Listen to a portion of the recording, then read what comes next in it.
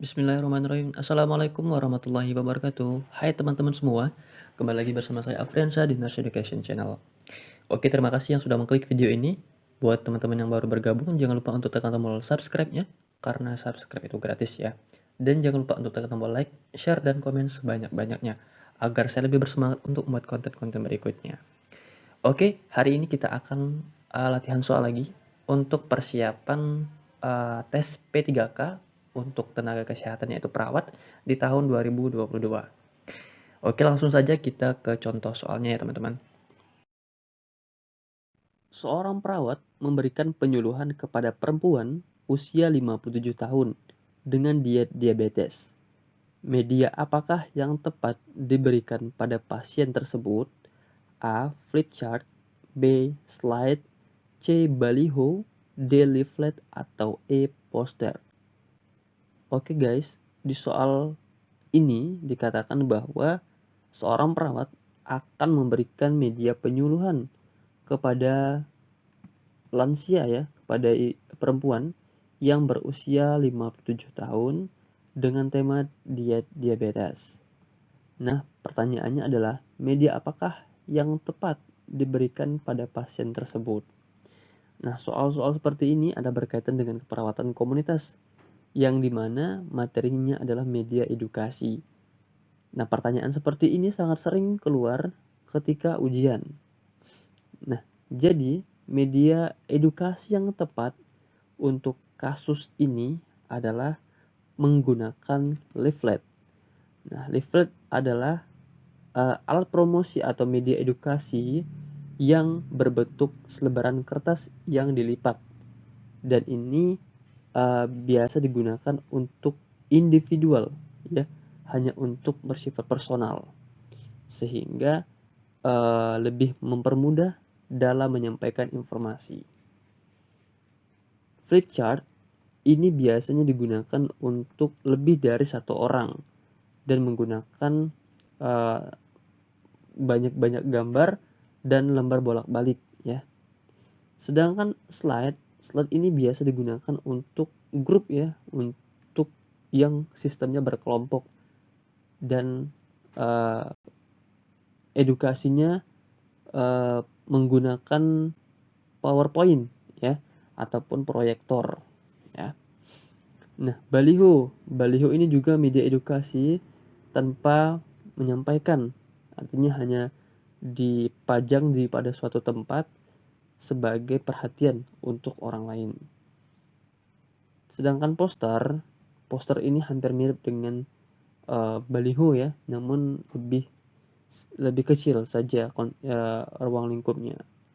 Sehingga opsi yang tepat untuk soal ini adalah yang D, yaitu media edukasi leaflet.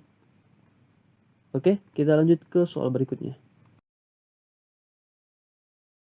Oke, kita lanjut ke soal berikutnya.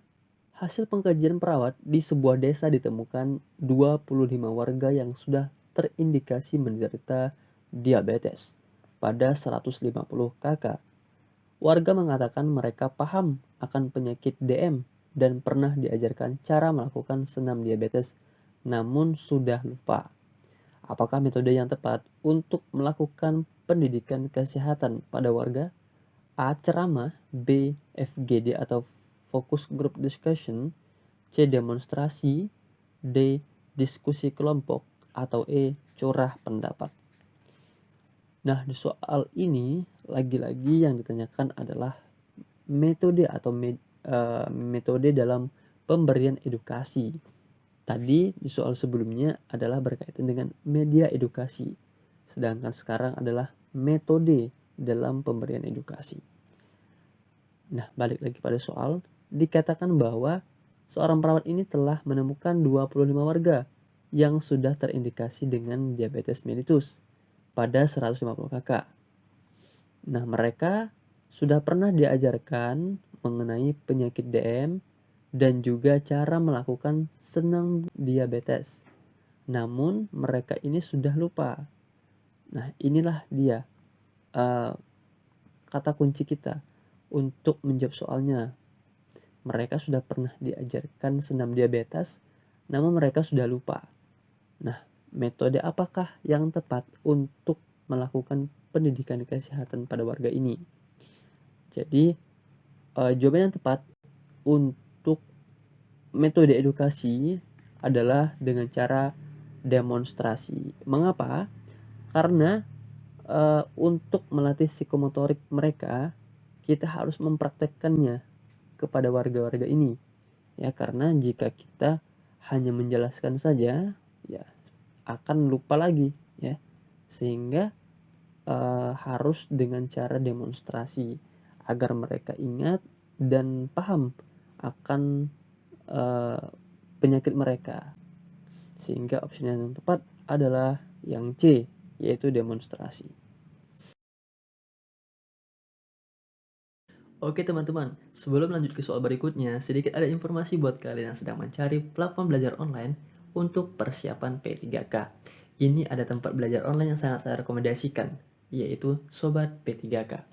Mengapa teman-teman harus memilih Sobat P3K? Yang pertama, Sobat P3K memiliki 5 paket latihan P3K yang masing-masing terdiri dari 105 soal per tryout-nya.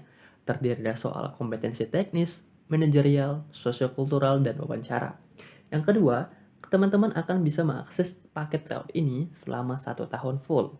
Yang ketiga, terdapat pembahasan dan kunci jawabannya secara lengkap. Yang keempat, terdapat latihan sistem CAT dan real time. Yang kelima, ada statistik nilai dan skor, sehingga teman-teman bisa mengetahui batasan kemampuan kalian itu sejauh mana. Yang keenam, ada akses komputer, laptop, dan smartphone kalian. Artinya Sobat P3 ini sangat mudah dilakukan kapan saja dan di mana saja. Dan terakhir adalah berlatih memanajemen waktu. Nah, berapa sih Kak harga jika bergabung di Sobat P3K? Harganya cukup murah teman-teman, yaitu 103.000 dan ini sudah termasuk biaya adminnya ya. Cara daftarnya bagaimana Kak? Cara daftarnya adalah teman-teman cukup mengklik link yang ada di kolom deskripsi video ini. Silakan daftar sekarang juga sebelum kalian terlambat. Oke, kita lanjut ke soal berikutnya. Baik, kita lanjut ke soal berikutnya. Sebuah desa dilakukan pengkajian komunitas oleh seorang perawat komunitas. Ditemukan terdapat 35% laki-laki merokok aktif. 45% suka mengkonsumsi makanan yang asin. 45% lagi lansia tidak pernah berolahraga dan menderita hipertensi. Apakah masalah keperawatan yang tepat pada kasus di atas? A. Kesiapan meningkatkan status kesehatan. B. Manajemen kesehatan tidak efektif. C. Pemeliharaan kesehatan tidak efektif. D. Defisit kesehatan komunitas. Atau E. Semua benar.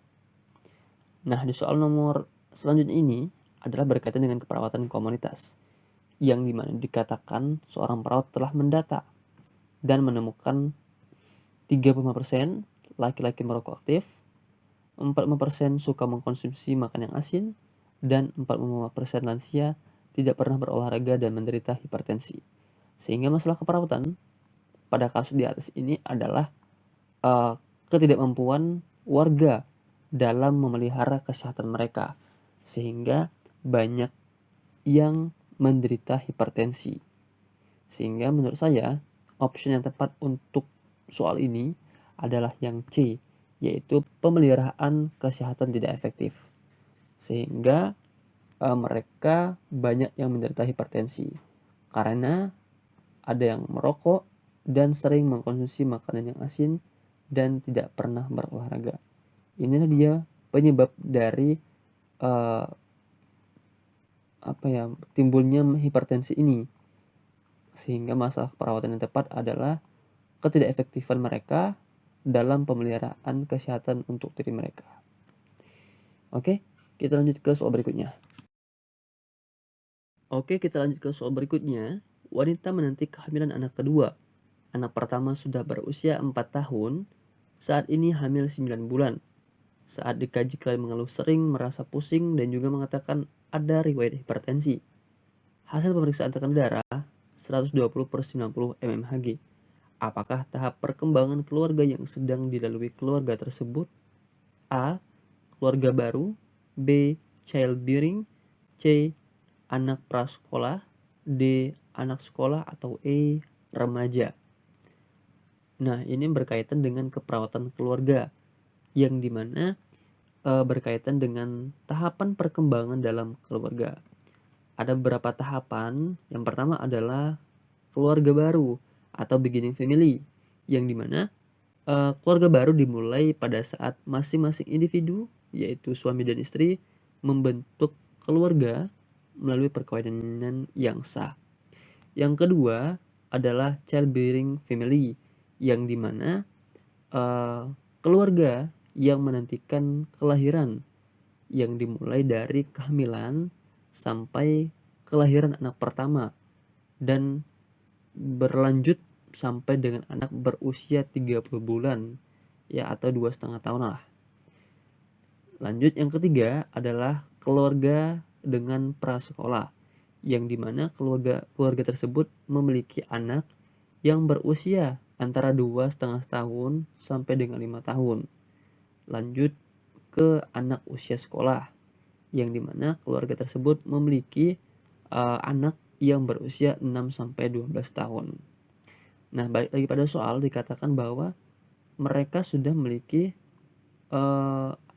satu anak dan sedang hamil anak kedua, dan anak pertamanya sedang berusia 4 tahun. Sehingga tahap perkembangan keluarga yang dilalui oleh keluarga ini adalah yang C, yaitu anak prasekolah. Oke teman-teman, silakan kalian hafalkan tahap perkembangan dan juga fungsi dari keluarga ya. Ada fungsi afektif, fungsi ekonomi, dan lain sebagainya. Insya Allah nanti saya akan membuat konten berkenaan dengan fungsi dari keluarga tersebut. Oke guys, kita lanjut ke soal berikutnya. Oke teman-teman, tidak terasa sudah di akhir video. Terima kasih yang sudah menonton video ini sampai selesai. Semoga dengan adanya video ini bisa memberikan manfaat buat kalian yang sedang melakukan persiapan untuk tes P3K Perawat di tahun 2022. Semoga teman-teman bisa lulus dan mendapatkan nilai yang terbaik sesuai dengan keinginan kalian, bisa menjadi seorang ASN yang profesional dan bertanggung jawab. Terima kasih. Assalamualaikum warahmatullahi wabarakatuh.